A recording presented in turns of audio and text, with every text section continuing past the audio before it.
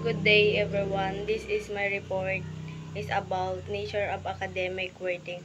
Ang academic wording ay isang epekto ng social media sa kalusugan, pangkaisipan sa mga kabataan. Lubhang maimpluwensyahan ang pagganap ng format ng social media buhay ng mga kabataan. Nagdudulot ng malaking pag-aalala tungkol sa mga epekto nito sa mga kanilang kalagayan, kaisipan.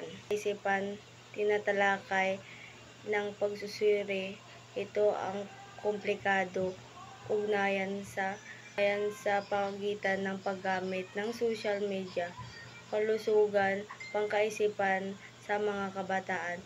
Sinusuri ang parehong potensyal ng pakinabang at ang paglaki ng panganib. Lang po ma'am, thank you.